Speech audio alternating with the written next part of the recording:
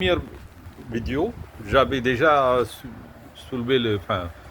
parlé de la mort comme étant la vision, le point de vue de Upanishad par rapport à ce sujet si important parce que tout le monde est concerné par la mort, personne échappe à cette mort. Et pourtant, nous, on pense que nous, on peut échapper et on n'a pas de soucis, quelque chose qui fait qu'on va durer éternellement. Non, il y a toujours une petite... il y a un début et une fin pour ce corps physique qui est quand même tous les jours fragile et poreux à toutes sortes d'attaques d'un grand univers bactérien et d'autres sortes de virus. Donc ce corps, il est vraiment fait pour un certain temps. Et ça, il faut bien le garder à l'esprit parce que beaucoup de gens pensent que nous pouvons vivre éternellement, nous allons faire du mal à tout le monde et sans pouvoir réfléchir à quoi que ce soit parce que personne nous surveille. Erreur grossière et erreur, comme on dit en sanskrit, brahmandam. Erreur, brahmanda erreur. Brahmanda veut dire grosse, une erreur qui est aussi grosse que l'univers. Voilà, donc il faut pas faire il faut pas faire du mal à qui que ce soit en pensant que nous, on n'est pas surveillés. En vérité, Yama, il a quand même un comptable, un agent comptable, un Chitrangan, je crois, suissemment, il s'appelle Chitra Virian ou un truc comme ça, qui est chargé de comptabiliser tous les biens et le mal qu'on fait. Et par exemple, si vous avez beaucoup de mal et beaucoup moins de biens, vous allez naître dans un pays torride, horrible, avec une pauvreté extrême, que vous allez par exemple être élevé par une famille qui n'a aucun repas pour nous, disons un repas sur 2 jours, quoi. Et là, vous allez naître comme un enfant, un 10e enfant. Déjà, les 9 enfants ont du mal à nourrir. Et vous, 10e, vous allez avoir une petite poignée de riz pour grignoter. Donc, ça va être la cata, quoi. Si vous faites du mal, vous allez naître comme un petit chacal ou un animal quelconque dans un endroit où il n'y a même pas d'eau. Par exemple, cet pauvre chacal va être obligé, d'aller de marcher des kilomètres pour trouver une goutte d'eau dans complètement un désert, vous voyez. Donc, à mon avis, tout ça c'est pour évoquer que le mal qu'on fait, la naissance qu'on aura est directement proportionnelle à la quantité de mal qu'on commet. Elle est vraiment ajustée, balancée, équilibrée, pesée, kilo au niveau gramme, au niveau petite unité. Si je peux avoir une unité de mesure pour le karma, pour les actions, ce sera une mesure juste à une précision incroyable parce que la nature fait les choses correctement. L'énergie, ce que vous ne voyez pas, c'est l'énergie. Et nous sommes faussement apparents. Faussement apparents. Parce que vous voyez un visage, un physique, un monsieur qui a des lunettes et qui a un visage. Tout ça, c'est faux. Au-delà de la matière, il n'y a que de l'atome. La science quantique nous dit qu'il y a 99,999%. Enfin, vraiment, il n'y a que de l'énergie. Nous sommes des produits d'énergie qui fait semblant d'avoir une apparence physique. Pour nous tromper, tout ça, il faut vraiment nous réveiller. C'est ce que mon message, c'est clair. Il ne faut pas se laisser berner par l'apparence physique de chacun. Il faut pénétrer cette armure et voir ce qui est à l'arrière-plan de cette façade physique et corporelle. Et là, à l'arrière-plan, qu'est-ce que vous voyez? Vous voyez que l'énergie. Science quantique nous dit. Les Upanishads ont dit il y a 5000 ans. Ben, les Occidentaux, ils ont pris beaucoup plus de temps pour confirmer cette vérité dite il y a 5000 ans. Ils viennent de dire ben, il y a une sorte de... Ils ont parlé de particules de bosom, B-O-S-O-M, je crois, ces particules de Dieu, ainsi de suite. Bon, ils arrivent à peu près reconnaître tant bien que mal, parce que malgré leurs difficultés abrahamiques, parce ils ont été bernés par une religion qui leur a dit que la terre était plate, et cette terre était au centre de tout, le soleil tournait autour de la terre, et ainsi de suite. Et donc on sait tout ça. On n'a pas besoin de raconter, revenir sur cet aspect de chasse aux sorcières et quel auto-da-fé, tous ces cours de justice pour brûler les gens, s'appelle l'inquisition. Je ne sais pas si vous avez entendu parler de cours de justice pour juger les femmes, disons, en les étiquetant comme étant sorcières et en le disloquant leur corps, mais de manière cruelle. Bon, je ne vais pas entrer, c'est vrai que c'est triste, mais je m'éloigne du sujet. En fait, tout ça pour vous dire que plus on fait du mal, ben, on risque de renaître comme des animaux, des humains peut-être, mais si vous avez fait moins de mal, bon, vous risquez d'avoir une renaissance en tant qu'être humain, mais même là, on va vous juger par rapport à ce que vous avez fait, suivant votre qualité dharmique, ils appellent ça dharmique. Donc, plus votre dharma, le niveau de votre dharma est élevé, plus vous avez la chance de naître dans une famille riche, bien confortable, vous allez passer une belle enfance et tout ça, parce que c'est en fait, si vous voulez, ce que vous avez semé ou récolté sous forme d'une belle vie, tout simplement. C'est pas, c'est mérité par rapport à, c'est mérité parce que vous avez semé de belles choses dans la vie antérieure que vous venez récupérer dans cette vie actuelle. Si vous êtes riche, par exemple, hein, moi, je m'adresse cette vidéo à des gens nombreuses, donc il y a peut-être des gens riches qui sont confortablement installés dans leur famille, installés vraiment aisés, ils ont des voitures Porsche, ils ont une vie merveilleuse, ben, tant mieux pour eux, parce qu'ils ont mérité quelque part, parce que dans la vie antérieure, ils ont fait des belles actions, bonnes actions, éthiques, dharmiques. Donc, ces actions leur ont valu qu'ils renaissent en tant que fils ou fille dans une famille riche et aisée. Vous voyez? Mais après, si, par exemple, si vous voulez vraiment ne pas renaître, il faut vraiment faire comme les rishis, les munis, renoncer à ce monde matériel. Dans ces cas-là, c'est difficile, c'est 0,001% de la population mondiale qui risque sur cette méthode, qui est très difficile parce qu'il faut méditer de 24 heures sur 24 heures, enfin, disons quasiment totalement, de manière à ce que... Ou bien agir tout en pensant à renoncer à chaque chose. Ben, par exemple, si vous faites une action quelconque, vous offrez cette action comme une offrande au pied des divins, c'est tout.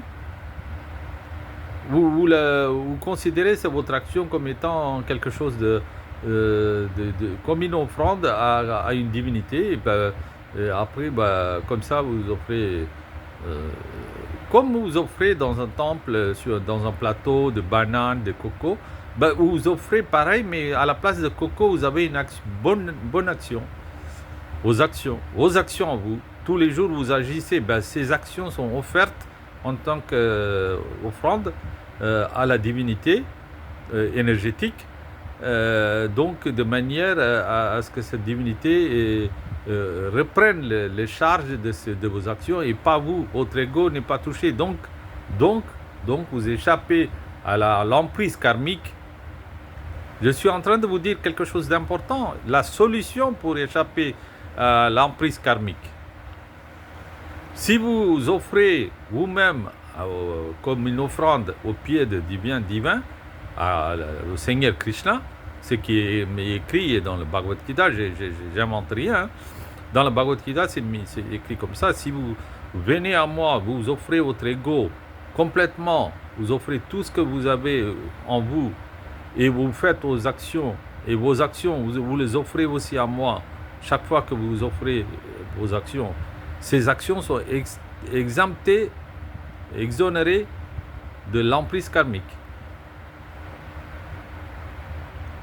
Voilà, c'est très simple. Il faut juste avoir l'attitude de ne pas attacher votre ego à vos actions, mais le considérer comme étant une offrande à quelqu'un d'autre. Et ce quelqu'un d'autre peut être une divinité quelconque au nom de quelque chose, mais qui doit être finalement de forme énergétique. Quel que soit le nom vous collez sur ce Dieu, l'essentiel que ce Dieu n'a pas de paroles humaines en disant que tu es ton voisin parce qu'il ne me croit pas. Ben, il ne faut pas que votre Dieu se comporte comme un homme jaloux et dictateur. Au lieu de ça, il ne faut pas qu'il soit abrahamique, tout simplement. Tout simplement, il faut qu'il soit beaucoup plus, disons, juste et pas abrahamique. Abrahamique dans le sens où on a connu toutes ces histoires de ce qui s'est passé dans les pays colonisés, tout ça, on n'a pas besoin de raconter encore une fois, mais vous savez vous-même, avec votre intelligence, vous allez conclure, parce que beaucoup de Français se sont réveillés. Hein. Il y a des dizaines, de vingtaines d'années, j'ai rencontré un prof de lycée, j'oublierai jamais, elle était vraiment vigilante. Hein. À ce niveau de vigilance, jamais vu, elle était complètement distancée par rapport à ce qu'elle a subi comme lavage de cerveau.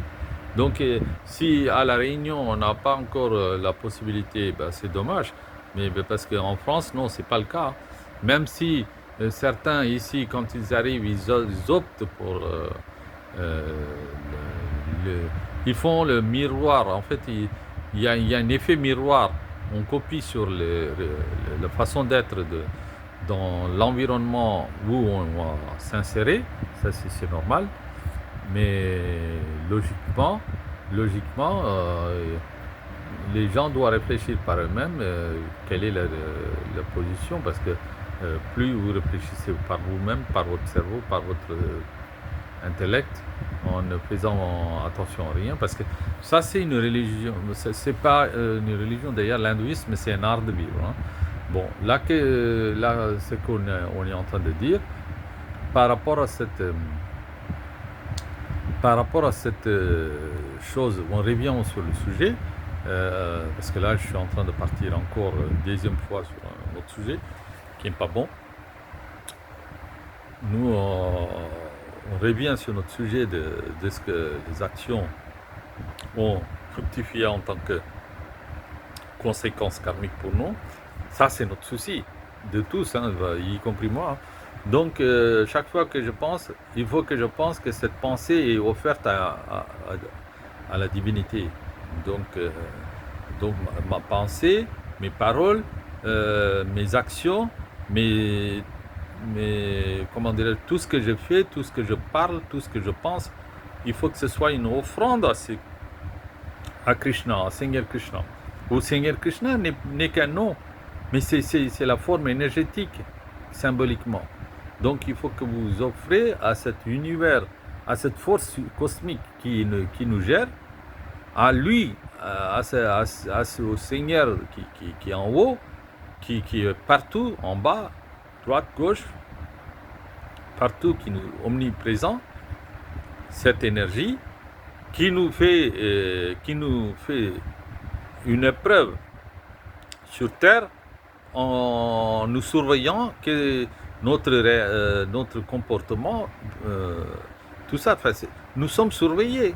Nous sommes surveillés seconde après seconde. La pensée, chaque pensée que vous fabriquez, elle est inspectée. Elle est inspectée par les divins. Parce que le divin, il est sous forme énergétique. Et vous avez, malgré l'apparence physique, vous êtes aussi, quelque part, d'après les sciences quantiques, faites que de l'énergie. Et quand l'énergie est teintée par des ondes négatives, elle est détectée par l'énergie divine. Et elle fait en sorte que cette onde négative qui est autogénérée par une particule quelconque subisse les conséquences de cet effort qu'elle a fourni pour avoir une mauvaise pensée, enfin, quelque part.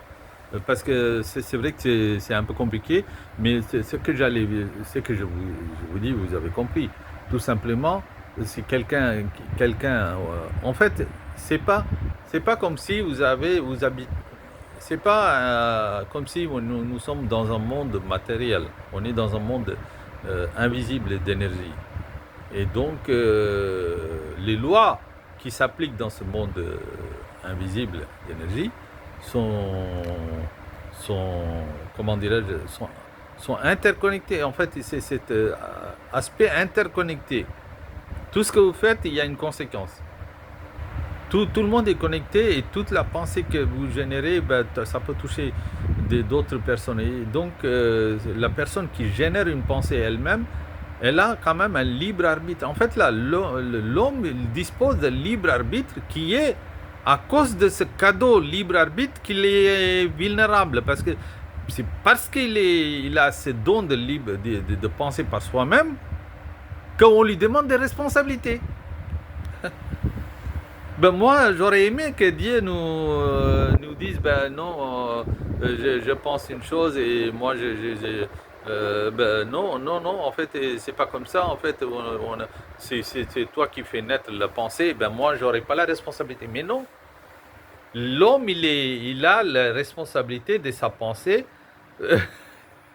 On peut pas dire, ben, c'est pas moi qui pense, c'est Dieu qui pense, donc moi, je prends pas la responsabilité. Non. On a le libre arbitre en fait. Dieu nous donne la liberté de penser par soi-même, quelque part. Et il joue, hein, vraiment, il est malin. Parce qu'il joue avec nous. C'est ça qu'il faut que vous compreniez. Il joue avec nous un jeu. Il nous donne ce pouvoir de libre arbitre. Après, il attend comme ça, tranquillement, en train de nous observer. Qu'est-ce qu'on fait? Si on fait du mal, ben, il va nous attraper en disant ben, tu vas naître dans une famille pourrie, ben, tu pourriras. C'est ce que vous faites. Ben, sinon, vous naissez dans un coin de Pakistan en train de monter sur un âne avec une tête complètement lavée, quoi, lavage de cerveau. Quoi. Donc, tout ça, nous ne veut pas. Personne ne veut en Europe. Je pense que personne ne veut vivre dans un coin comme ça où il n'y a que des fanatiques. Des gens qui ont été, dont les esprits ont été déformés par des formules anachroniques. Anachronique veut dire, c'est pas adapté à notre période. Vous voyez, c'est quand il y avait les voleurs qui s'en prenaient à des marchands qui faisaient des allées et venues sur la route de la soie, quoi. C'était des pirates qui s'en prenaient à des caravansérails, vous voyez, des gens qui voyagent à travers le désert sur des chameaux, quoi. Et donc, ils chargés de l'or, tout ça, ben, ils pillaient, vraiment, comment voler tous ces trésors, quoi. Donc, nous allons conclure en disant que bon, ben maintenant, maintenant il faut penser à tout ça. Donc, Dieu est très malin.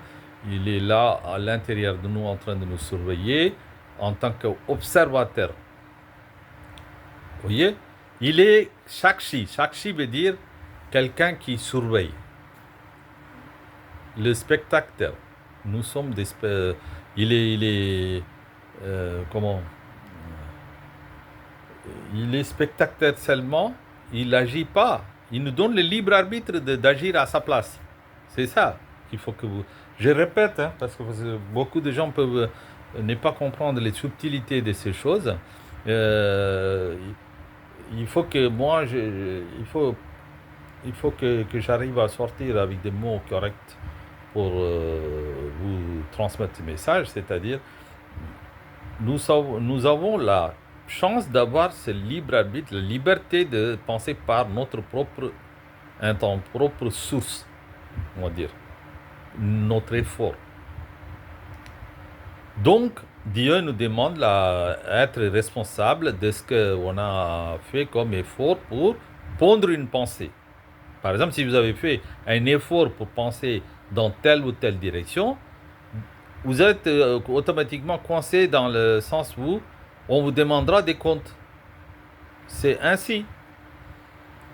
Donc, c'est pour ça les Indiens, ils étaient vraiment vigilants à savoir, avant de pouvoir penser, avant de pouvoir agir, avant de pouvoir parler, ben, ils faisaient des 1000 précautions, ils prenaient des 1000 précautions à cause de ça. Même actuellement, la guerre, tout ça, là, ils prennent des 1000 précautions avant de taper sur un fou.